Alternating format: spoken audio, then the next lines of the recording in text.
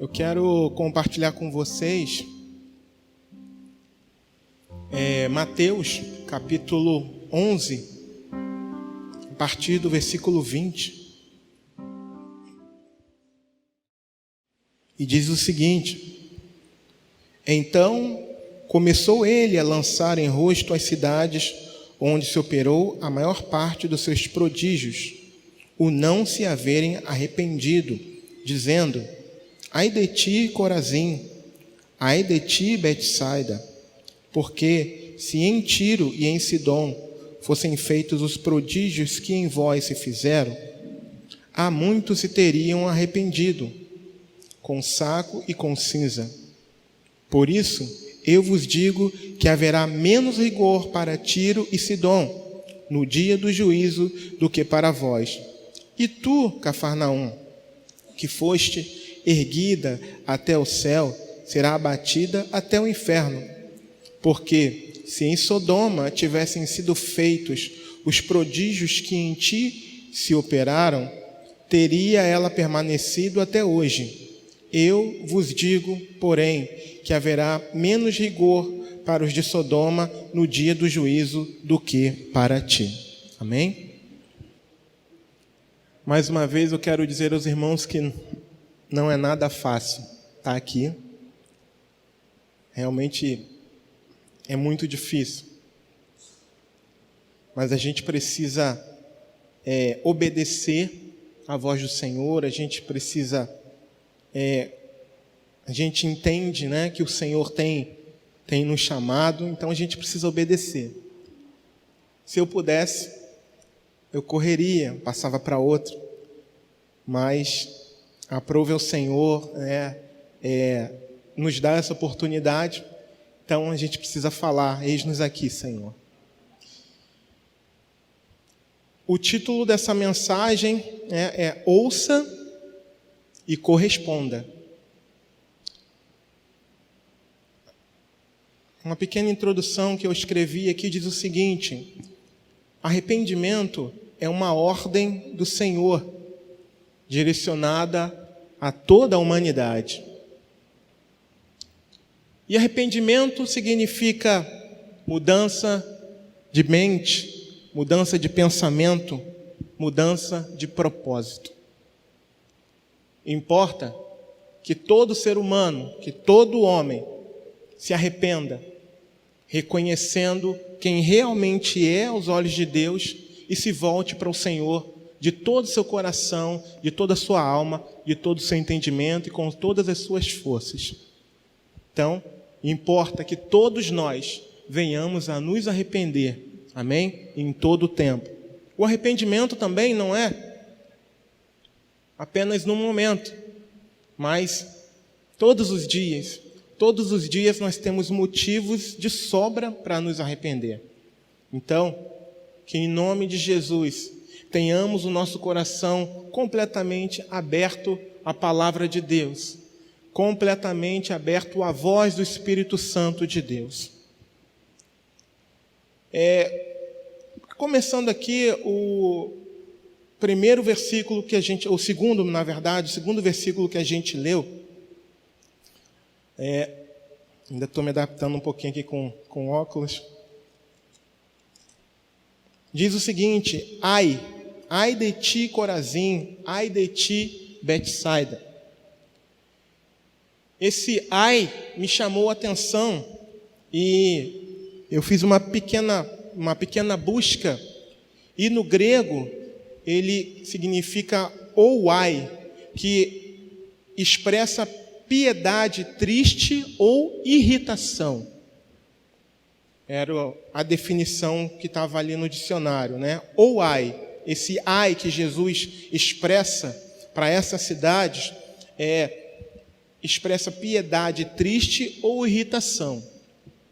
Nesse caso aqui, Jesus, ele não estava irritado quando expressou esse ai, mas ele expressava uma grande dor, não uma dor física, mas uma dor no seu íntimo. Por quê? Por causa do que está escrito no versículo 20, no versículo anterior. Porque o versículo anterior diz, no finalzinho, por não haverem se arrependido.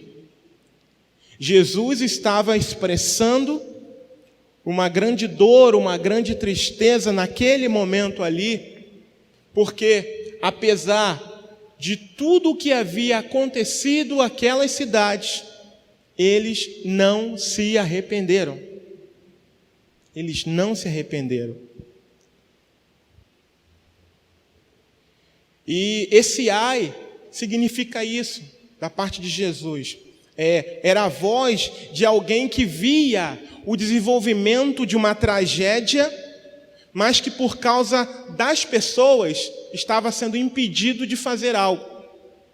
Então esse ai de ti, Corazim, ai de ti, Betsaida, ai de ti, Cafarnaum, era uma expressão de dor, era uma expressão de tristeza, porque Jesus estava vendo para onde eles estavam indo. Jesus conhecia o coração deles, Jesus conhecia a disposição que essas pessoas possuíam. E por isso que ele disse ai. Esse ai expressava essa dor no seu íntimo. Segundo ponto aqui, no próprio versículo 21, Corazim, Betsaida, essas eram cidades, na verdade, pequenos vilarejos que faziam parte da Galileia, juntamente também com Cafarnaum. E nesses lugares, como diz o versículo 20, Jesus operou a maior, olha só o que diz o texto, Jesus operou a maior parte de seus prodígios, dos seus prodígios. Não há muitos relatos, ou pelo menos eu encontrei apenas esse relato aqui, falando dessas cidades, dos grandes prodígios que Jesus havia feito nesses locais.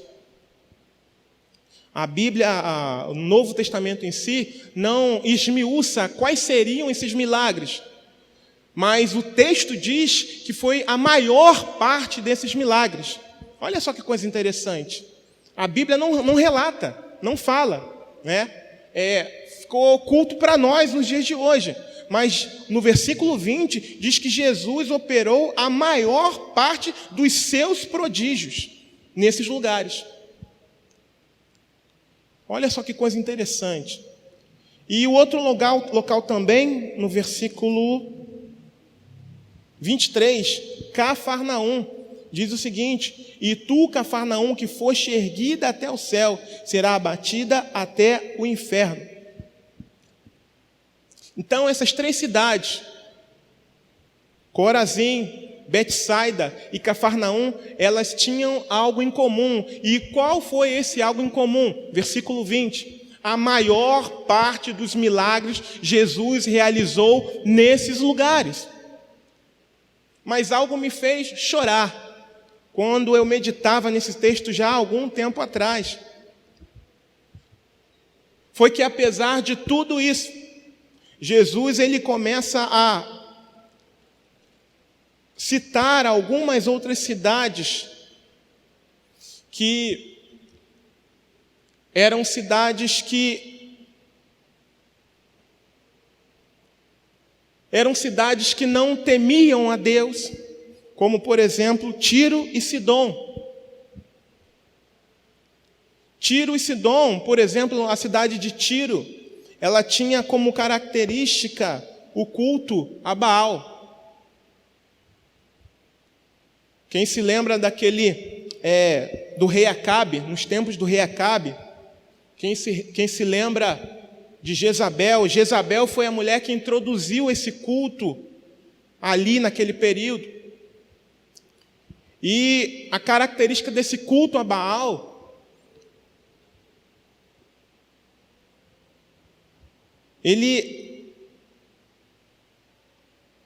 a adoração a Baal, na verdade, tinha como característica a adoração a imagens, a sacrifício de animais e até sacrifício humano.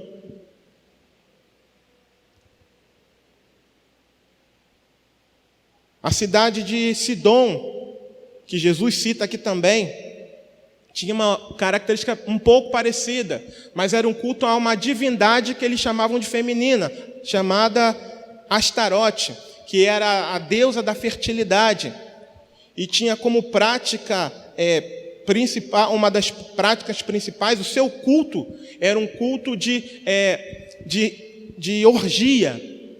O culto a essa deusa Astarote era um culto de orgia. E sabe o que mais me fez chorar? Foi que Jesus, falando dessas duas cidades, ele disse que no dia do julgamento, no último dia, que essas 3 cidades impenitentes, ou melhor dizendo, me referindo a Tiro e Sidom, Jesus ele disse que Corazim e Betsaida teriam um julgamento pior, mais severo do que essas cidades que observavam essas práticas, do que Tiro e Sidom. E foram cidades também responsáveis por desviar o povo de Israel do propósito de Deus, nesse período do Antigo Testamento. Então Jesus, ele diz o seguinte, olha, ele nos ensina o seguinte: quanto mais luz nós temos, mais responsabilidade recebemos. Quanto mais revelação de quem Deus é nós temos, mais obrigações nós temos.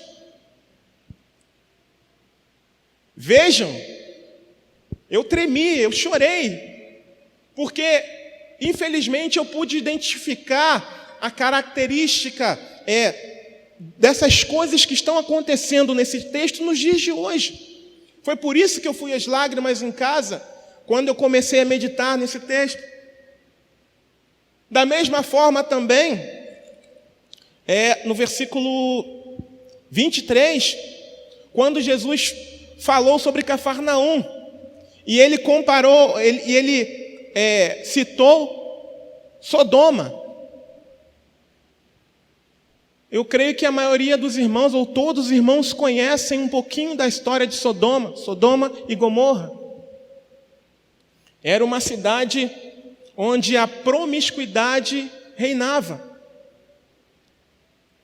onde a sodomia reinava.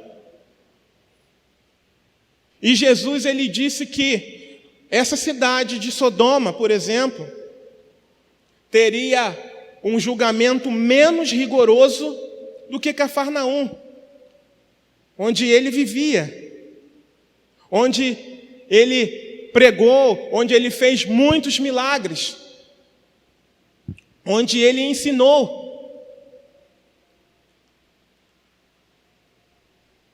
Sodoma foi tão vil aos olhos de Deus que ela foi destruída, Sodoma e Gomorra, por causa da característica das pessoas daquele lugar. Quem não se lembra dessa passagem em que os moradores daquela cidade estavam atraídos pelos anjos e queriam violentá-los? Jesus está dizendo nessa passagem que essa cidade, cujas pessoas estavam com o coração tão depravado, tão desviado da vontade de Deus, tão distorcido, tão deturpado, Jesus estava dizendo, estava mostrando que apesar de Cafarnaum não ter uma característica como essa, de uma cidade tão ruim aos olhos de Deus, Jesus está mostrando para nós na palavra que o julgamento de Cafarnaum será mais rigoroso, será pior do que a cidade onde os seus habitantes queriam violentar os anjos. Isso é terrível, irmãos. Isso é terrível. Mas então, qual seria o pecado dessas cidades? Que coisa tão terrível elas fizeram, a ponto de Jesus dizer que o julgamento delas seriam pior do que Tiro, Sidom, do que Gomorra? Indiferença.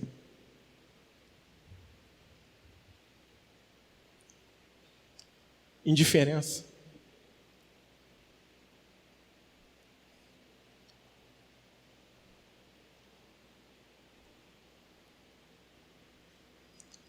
Apesar de tudo que Jesus havia feito, eles estavam indiferentes. Apesar de tudo que Jesus ensinou, eles estavam indiferentes àquilo que Jesus estava ensinando. Em outros episódios a gente vê que a cura, que a palavra gerava arrependimento, gerava temor, gerava tremor, gerava salvação. Num episódio que eu me lembro agora, Lázaro, por exemplo, ao ressuscitar, a Bíblia declara que muitos judeus creram que ele era o Messias. Quando Jesus curava, não era apenas para trazer um alívio temporal, não, mas era para que aquela pessoa pudesse reconhecê-lo como o seu único e suficiente Salvador. Quando havia prodígio, era para que as pessoas pudessem ver que o reino de Deus havia chegado. Não era para anestesiá-las.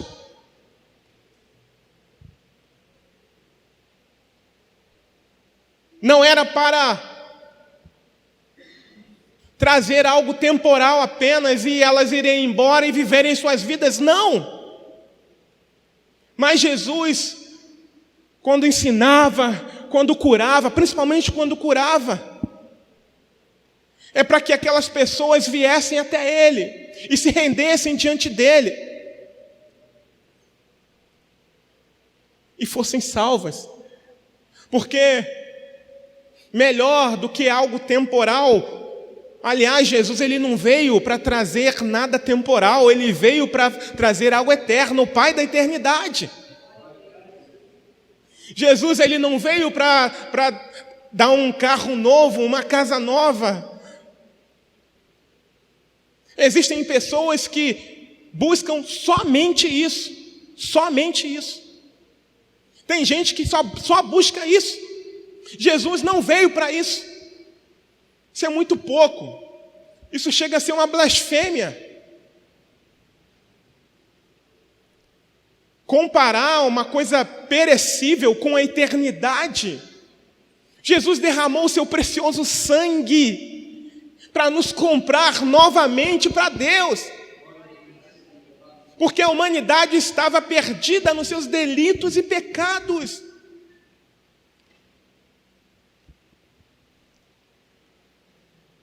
Então Jesus ele veio para trazer algo duradouro, eterno, não algo perecível.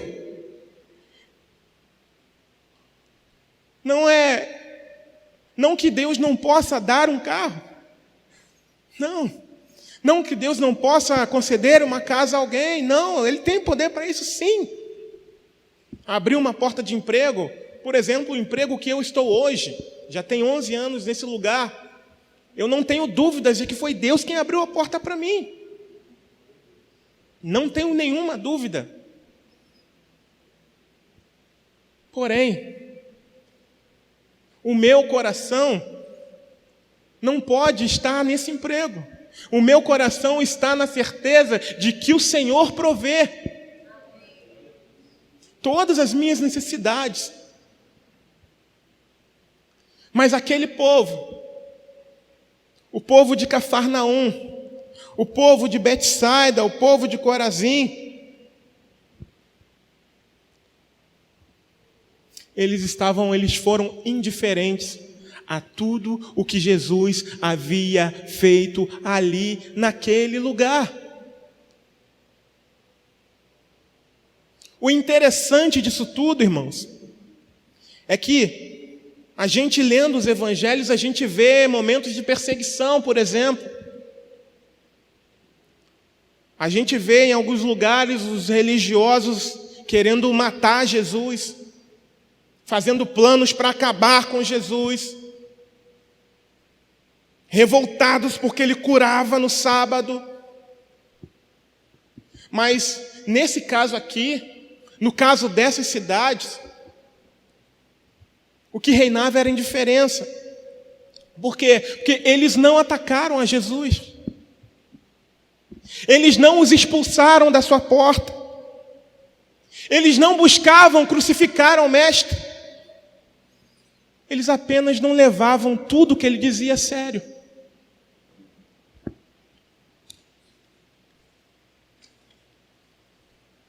Não existia hostilidade contra aquilo que Jesus ensinava nesses lugares. Nenhum desejo de destruir a Jesus. Infelizmente eu acabei esquecendo de colocar o nome do autor dessas frases que eu estou dizendo. Mas olha só que coisa interessante. Falando sobre um contexto de perseguição, o autor da frase disse: a indiferença não queima, mas ela congela até que a pessoa morra. Falando ainda no contexto de perseguição, a indiferença não arranca a cabeça, apenas sufoca lentamente até que a vinda se esvá. Fazer a coisa errada e fora dos padrões estabelecidos por Deus é pecado. Não fazer o correto também é. E aquele povo ali permaneceu assim, indiferente. Eles não diziam: não, Jesus, eu não te quero aqui. Não, eles não faziam isso. Eles ouviam, claro, óbvio que Jesus conhecia o coração deles. Mas eu imagino que a intensidade com que Jesus pregou e curou naquele lugar era para que eles abrissem o coração e se arrependessem dos seus pecados e reconhecessem que eles precisavam do Senhor Jesus. Mas infelizmente, para essas pessoas, para os cidadãos dessa localidade, isso não aconteceu. Não aconteceu. Não aconteceu. E o que Deus ministrou ao meu coração é que nos dias de hoje, a maior parte da igreja se encontra dessa forma, indiferente. Foi isso que me fez chorar. E me fez chorar o que Jesus disse quando ele expressou os ai dele para as cidades. Porque estar apenas dentro da igreja e ouvir a mensagem, uma boa mensagem, uma mensagem bíblica, pode ter dois lados. Como disse Paulo, pode ter cheiro de vida ou cheiro de morte. Vai depender de como você reage à palavra que você recebe. Vai depender de como eu reajo à palavra que eu recebo. Se ela vai ter cheiro de vida para mim ou cheiro de morte. Se eu obedeço a palavra, se eu obedeço aos ensinamentos de Cristo, vai ter cheiro de vida. E vida em abundância. Mas se eu não obedeço, tem cheiro de morte, cheiro de condenação. E foi isso que aconteceu com essas cidades.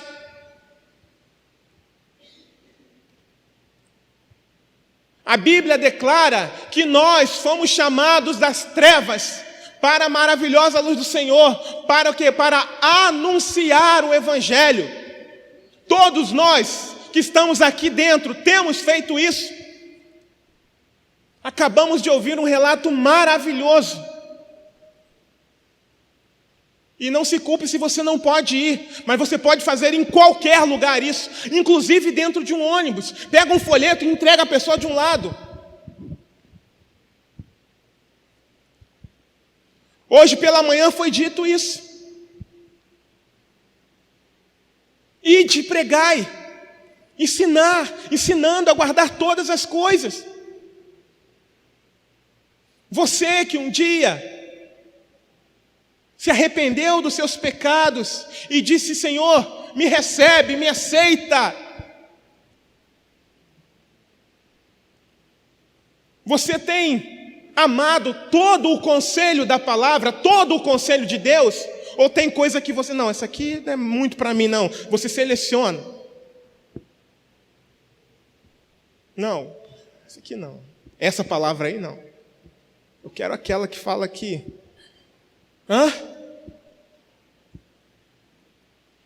Temos que amar todo o conselho de Deus, toda a palavra de Deus.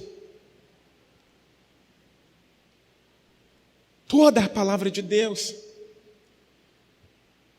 Toda a palavra de Deus. Essas pessoas, essas cidades impenitentes, elas recusaram todo o conselho de Jesus, porque elas queriam que Cristo fosse conforme o pensamento delas, não conforme o ensinamento dele.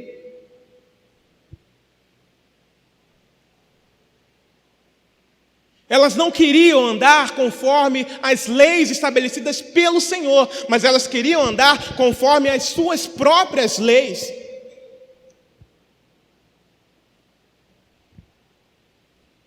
Eu sou cristão, mas de vez em quando eu tomo uma cervejinha. De vez em quando eu saio com os amigos, com mais amigas. Não sou quadrado não, sabe? Eu não sou aquele cristão assim não.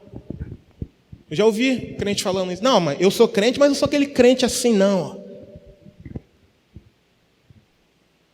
Não, eu posso ver qualquer coisa na televisão porque não me afeta. Será?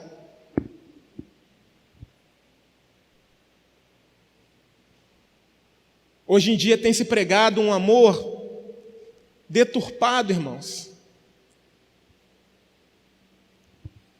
Hoje em dia tem se falado tanto de amor, mas um amor distorcido, deturpado. Um amor que não ensina a carregar a cruz, que não ensina que o discípulo deve renunciar a si mesmo todos os dias.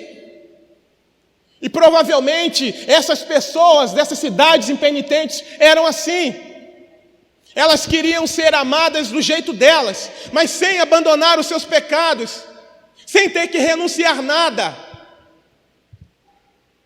sem ter que abrir mão de nada. Elas apenas queriam as mãos de Jesus, e não o Senhor Jesus, e não Jesus como Senhor. Por isso é que elas não queriam se arrepender. Por isso elas não se arrependeram, porque elas queriam continuar andando conforme o seu bel prazer, conforme as próprias concepções do seu próprio coração. Elas não queriam um Cristo que dissesse a elas: olha, como hoje tem muita gente dentro de igreja assim, olha, você tem que se arrepender, olha, você tem que abandonar o pecado, olha, abandona a fornicação, olha, abandona o jeitinho, abandona o ganho ilícito, isso não é para você. Se você quiser ser meu discípulo, você tem que abandonar essas coisas. Elas não queriam ouvir isso, por isso não se arrependeram. E hoje tem muita gente dentro das igrejas assim também, não querem se arrepender por causa disso. Olha, abandona o relacionamento ilícito, não é para você. Deus não estabeleceu o relacionamento assim. Elas não querem ouvir isso. Elas não queriam Jesus assim. Só o Jesus que abençoa, isso eu quero. O que cura, que maravilha. Esse eu quero. Mas um que diz: se arrependa, morre todos os dias para a sua própria vontade. Elas não queriam, como hoje tem gente que não quer. Não abrem mão da religiosidade, não abrem mão de estar na igreja. mas não querem renunciar a si mesmo. Não querem renunciar a si mesmo. Provavelmente aquele povo queria a restauração de Israel do modo deles, para que eles fossem dominadores do mundo e que Deus os deixasse em paz e tomando conta da terra. Talvez fosse esse o desejo desse povo. Betsaida, Corazim, Cafarnaum, talvez fosse o desejo deles. Não, o Senhor resolve, vai embora e deixa que a gente resolve. Tem muito crente assim. Se é que eu posso chamar de crente. Tem muita gente assim. Que ouve e não leva a sério o evangelho, que ouve conselho após conselho dos profetas, que ouve conselho após conselho e não obedece. Aquele que não obedece a Cristo não pode ser um discípulo dele, e se não é um discípulo dele, não irá subir, não irá para a glória do Senhor com ele. Não irá. Jesus, ele disse em João capítulo 15, versículo 14: vós sereis os meus amigos, se fizerdes o que eu vos mando. E se não fizer? Vai continuar sendo amigo? E se não obedecer à palavra? Vai continuar sendo amigo?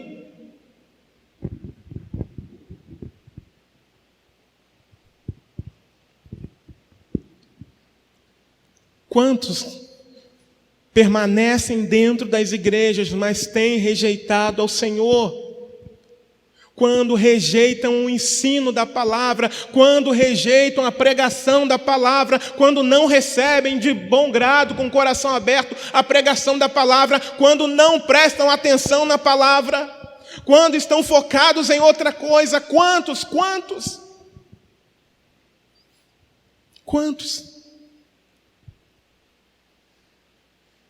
Quantos estão apenas de corpo presente, culto após culto, culto após culto,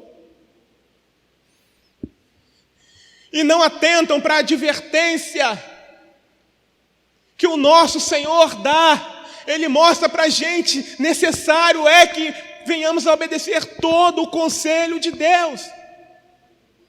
Todo o conselho. Não apenas aquilo que parece ser mais fácil para eu fazer, mas aquilo que parece ser muito difícil fazer também. Se você tem dificuldade em algum ponto, ore a Deus, clame ao Senhor, peça ajuda para Ele. Peça socorro. Senhor, me socorre, Senhor, me ajuda. Não seja indiferente.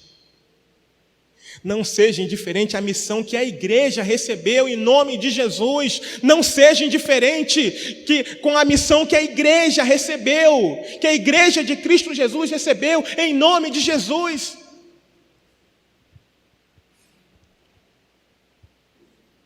A seara está madura. Os campos estão fartos. Onde estão os trabalhadores? Ainda que você não possa sair com algum dos grupos que atuam dentro dessa igreja, mas você pode bater na porta do seu vizinho. Será que nem do lado você pode ir? Você que não faz, é claro. No trabalho, é claro que você não vai deixar de cumprir o seu ofício no seu trabalho, porque isso também é um desserviço à obra de Deus. Eu quero deixar isso claro para você. Mas no momento oportuno, pregue, obedeça, ore, ame, ainda que pisem no seu calo, ame, não pague o mal com o mal, não faça isso. Em o nome de Jesus, precisamos obedecer todo o conselho, não podemos ficar indiferentes, não. Porque a indiferença trará um grande peso de condenação. Pior do que essas cidades.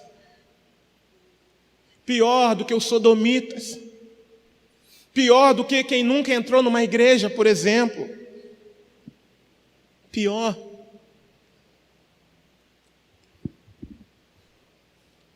Eu conheço pastores que não gostam de escola bíblica dominical.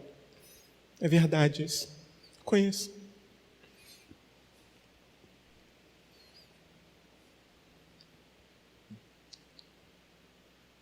Quando a gente negligencia a palavra, é como se nós estivéssemos dizendo não para o próprio Deus. Você sabia disso?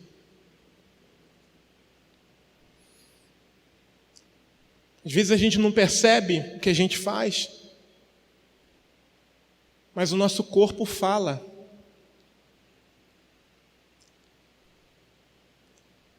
Muitas vezes nossas atitudes falam. E quantos hoje não têm negligenciado um maravilhoso e poderoso ensino da palavra de Deus? Eu sou testemunha de quanta transformação Deus tem feito na minha vida aqui nesse lugar, através do ensino da palavra de Deus. Quanto pecado o Espírito Santo me mostrou, coisas que eu precisava melhorar. Eu não sei se o pastor Alan se lembra, quando ainda tinha culto pela manhã, eu até brinquei com ele, ele olhava para mim e falei, cara, essa palavra é toda para mim, com um olhar de rigor. E uma vez ele me perguntou, naquela semana, ele perguntou, e aí, como é que tá? Como é que você está, Júlio? Eu falei, poxa, pastor, não estou bem, não. Ele, mas por quê? E eu comecei a citar para ele as coisas que ele havia dito na mensagem. Eu falei, eu não sabia que eu era isso tudo. Mas não foi ele quem me disse. Foi o Espírito Santo. Através do quê? Da ministração da palavra. Então, irmãos, a gente não pode negligenciar. Por favor, eu clamo a você que está ouvindo pela internet, valorize a palavra, principalmente nesse período que a gente está vivendo, um período da iminência da volta de Jesus. Esse era o período, como já foi dito pela manhã, em que as reuniões de oração deveriam estar abarrotadas, em que a escola bíblica dominical deveria ter olhos famintos e sedentos. Os cultos, todos os cultos, deveriam estar lotados. Os lares deveriam estar cheios e com problema de cadeira. Esse é o tempo. Mas não é isso que está acontecendo. Esse é o tempo. Mas não é isso que acontece. Será que nós não estamos sendo indiferentes? A indiferença mata e leva para o inferno. E para o lugar mais profundo, o rigor será maior. Temos um privilégio. Que privilégio é esse? De ouvirmos a verdade. Mas esse privilégio também nos traz grande obrigação de corresponder, de obedecer, de colocar em prática essas verdades que nos são ensinadas, essas verdades que são pregadas, essas verdades que são ministradas. Eu louvo a Deus por esse privilégio, mas eu tenho também essa obrigação. Cada um de vocês que está aqui, cada um de nós que estamos aqui, temos esse privilégio de estar aqui e ouvir a verdade, e ouvir a palavra. Palavra que transforma, palavra que liberta, palavra que renova, palavra que aponta o caminho da salvação. mas grande é a nossa responsabilidade. Cada um de nós tem essa responsabilidade. Porque quanto mais luz é lançada, mais responsabilidade nós temos. E todos nós temos muitas responsabilidades. Eu espero em Deus de não me juntar no dia do julgamento a essas cidades impenitentes. E espero mesmo para você. Mas para que isso aconteça, meus irmãos, é necessário que tomemos um posicionamento diante do Senhor. Para eles aqui, acabou. Só estão esperando o juízo, o julgamento. Mas para nós, não. Para nós, a oportunidade de arrependimento. Para nós, a oportunidade de olharmos para nós mesmos, de analisarmos a nossa própria vida, de examinarmos a nós mesmos e clamar ao Senhor por perdão, por não fazermos aquilo que Ele manda, por negligenciarmos, por fazermos ouvido de mercador a voz dos profetas, daqui desse lugar. Nós temos essa oportunidade na noite de hoje, de nos arrependermos, se nós de fato não temos obedecido à palavra, se nós de fato não temos dado ouvido à voz dos profetas nesse lugar. Nós temos essa oportunidade nessa noite, de nos arrependermos, de nos voltarmos de todo o coração ao Senhor e dizer: Senhor, eu pequei contra Ti, Senhor, eu tenho pecado contra Ti, Senhor, eu não tenho obedecido ao Senhor, Pai, me perdoa, me renova, Senhor, transforma o meu coração, transforma o meu caráter, Senhor, me transforma, Senhor, para que eu não seja como esses, que tiveram tantas oportunidades e não se arrependeram. Nós temos tido tantas oportunidades aqui. Você que vive numa igreja bíblica também, você que está pela internet, você tem tido tantas oportunidades, e eu espero em Deus que você tenha aproveitado essas oportunidades, de se arrepender, de se voltar em espírito e em verdade para Deus. Mas se isso ainda não aconteceu, e você sabe se aconteceu ou não, arrependa-se. Arrependa-se. Arrependa-se. Volte para Deus. Deus está pronto a perdoar. Deus está pronto a perdoar. Deus, Ele não quer condenar. Quem condena é o pecado. O Senhor está pronto a perdoar aqueles que não têm vivido em obediência à sua santa e poderosa palavra, aqueles que não têm vivido em obediência às orientações do anjo da igreja, aqueles que não têm obedecido à missão que a igreja tem. Se arrependa. Isaías 53, versículo 1 diz o seguinte, estou finalizando: quem deu crédito à nossa pregação e a quem se manifestou o braço do Senhor? Quem deu crédito? Essa noite, essa mensagem para todos nós, que venhamos a analisar a nossa vida. Lembre-se dessas cidades. Lembre-se do quanto elas tiveram de Jesus, mas não souberam aproveitar. Infelizmente, irmãos, pela palavra eu digo a vocês que o mesmo acontecerá, infelizmente, para a maior parte da igreja, falo de uma forma geral, dos dias de hoje, que tem oportunidade, de arrependimento, que tem oportunidade de viver a verdade e não vive, mas prefere viver as fábulas, prefere corresponder ao comichão nos seus ouvidos. Que isso não seja com você,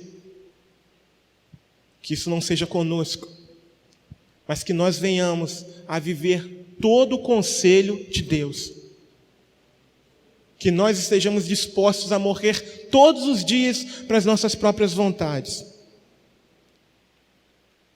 Para finalizar, Marcos capítulo 1, versículo 15, que diz o seguinte: o tempo está cumprido, o reino de Deus está próximo. Arrependei-vos e crede no Evangelho. Amém? Então, eu fico por aqui, irmãos.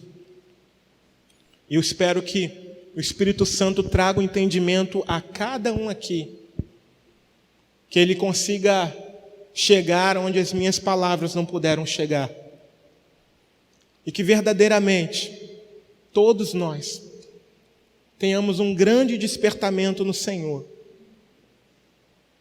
e que sejamos completamente obedientes à palavra do Senhor. E sendo obedientes à palavra do Senhor, a gente entende que precisa ser obediente às orientações do anjo da igreja, dos profetas que sobem aqui nesse altar, seja ele quem for, quando trazem um conselho de Deus para nós, ou às vezes até numa conversa. Quanto eu tenho sido edificado em conversas com alguns irmãos, quanto eu sou exortado, tá, meu irmão? Quanto? Então, meus amados, em nome de Jesus, é um chamado ao arrependimento. Essa palavra é um chamado ao arrependimento, lembrando que não há acusação contra os meus irmãos em Cristo, não há. Eu não estou acusando ninguém, apenas que cada um dos irmãos venha se autoanalisar e pedir ao Espírito Santo, como o pastor falou hoje pela manhã também: Senhor, vê se há em mim algum caminho mau e guia-me pelo caminho eterno. E se houver, se arrependa, mude a sua mente, seja transformada pela palavra de Deus, seja transformada pelo Espírito Santo de Deus. Que todos nós tenhamos a mente de Cristo, para a honra e para a glória do nome dEle. Amém? Eu quero orar. Quero convidar você a orarmos nesse momento.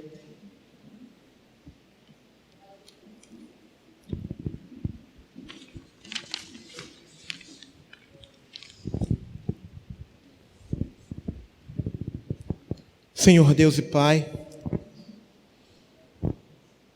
quero te agradecer, Pai, por esse momento, por essa palavra que foi ministrada, Senhor, por aquilo que o Senhor colocou no nosso coração para trazer para nós, ó Pai querido, nessa noite, Senhor.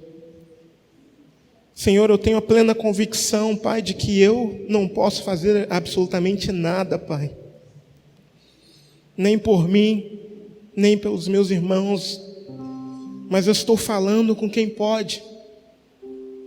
Eu estou orando a quem pode transformar, a quem pode lançar luz no entendimento daqueles que ainda não entenderam o que é ser um discípulo teu, Senhor. Assim como um dia, Senhor, aconteceu comigo, eu fiquei desesperado, Senhor, ao reconhecer quem eu realmente era.